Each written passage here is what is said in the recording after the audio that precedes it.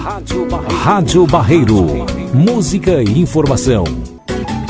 Faltando poucos dias para o recesso parlamentar, a corrida continua para a aprovação da reforma da Previdência em Brasília. E a falta de habilidade política pode abrir as costuras que tanto tem feito o governo para pautar, votar e aprovar na Câmara dos Deputados essa PEC reformista importante aí para o governo. E toda essa cautela pregada pelo presidente da casa, Rodrigo Maia, para marcar a sessão tem um motivo também importante. É a exposição há poucos dias dos parlamentares que se candidatarem em um ano eleitoral. É que os deputados, colocando aí o seu voto a favor e ela não passar na casa, poderia sim trazer consequências no ano que vem. O objetivo é de menos barulho quando ela estiver no plenário e uma votação rápida, passando pelo crivo dos 308 votos necessários, no qual o diagnóstico hoje, após muitas reuniões, jantares e cafés, ainda são de votos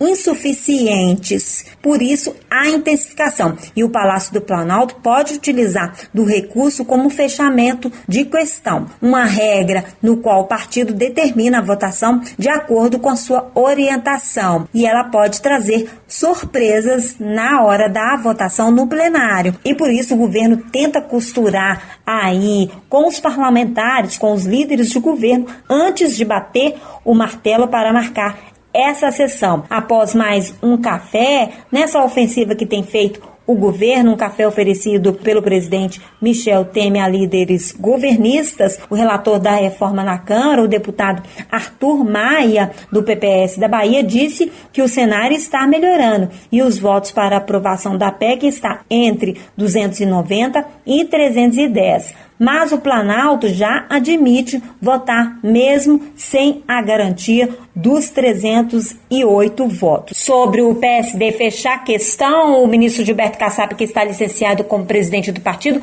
não confirmou um consenso para isso, mas disse após o encontro que o saldo é positivo. Dos 38 deputados, 15 votariam a favor, mas o trabalho é para que isso aconteça. Nessa ofensiva final pela Previdência, no qual o próprio presidente tem feito um corpo a corpo, mirando partidos com uma posição definitiva como o PSDB e os resistentes como PR, PSD e PSD, que somando as duas bancadas seriam cerca de 80 votos, o presidente tenta pôr panos quentes na falta de habilidade política de seus próprios ministros. O deputado Rogério Rosso, do PSDB do Distrito Federal, colega de partido do ministro da Fazenda Henrique Meirelles, criticou o ministro que disse essa semana que o candidato do governo à presidência não seria o governador de São Paulo, Geraldo Alckmin, e que os tucanos seguem a direção de não apoiar a gestão do presidente Michel Temer.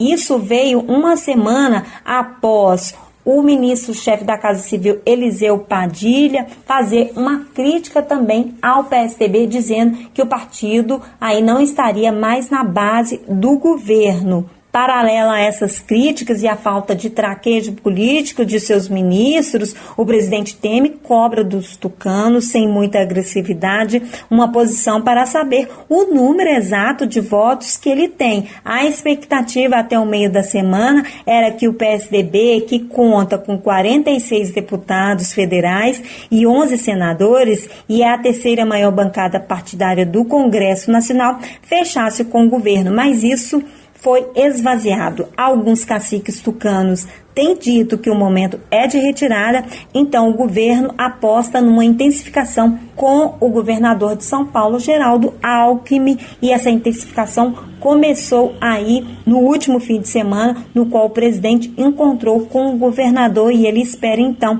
que ele venha fazer um trabalho junto aos tucanos para conseguir o maior número de votos. Alckmin deve ser confirmado no próximo dia 9 como novo presidente do PSDB. PRB e DEM não falam se vão fechar, já o PMDB deve fechar, como tem dito o líder da sigla da Câmara, deputado Baleia Rossi de São Paulo. A expectativa dele é disso, mas tanto a expectativa do partido e de outros é de uma cobrança para esse tipo de determinação. O PTB foi o primeiro partido a fechar. Nota divulgada pelo presidente Roberto Jefferson disse: não fala em punições em caso de descumprimento, mas diz que os parlamentares devem obediência à cúpula. Assim, o governo segue nessa contabilidade de voto a voto, tentando contornar aí as resistências ou falta de habilidade para garantir a reforma da Previdência ainda este ano. E bateu o martelo para marcar, tem mais uma contagem para aí a aprovação dessa emenda constitucional, que é muito difícil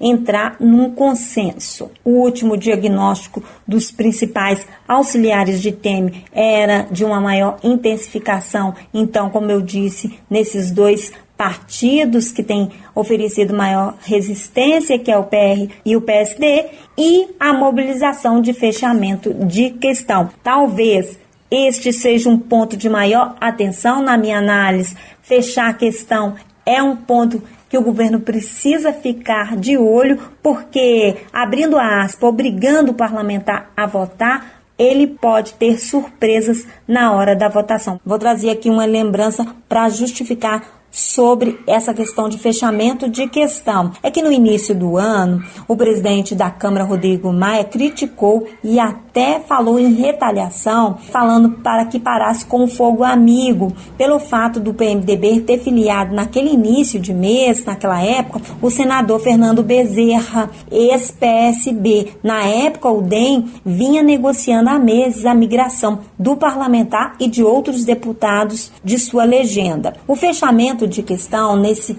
momento aí em que as bases estão buscando ampliação, se o deputado chegar lá não votar como determina a sua legenda e ele for expulso, lógico que essas bases que estão procurando expansão pode buscar esse parlamentar, e isso não seria bom para o governo ter essa surpresa lá no plenário da Câmara dos Deputados. Por isso, as costuras com jantares, cafés, reuniões intermináveis têm sido feitas para conseguir chegar no plenário com os 308 votos fechados.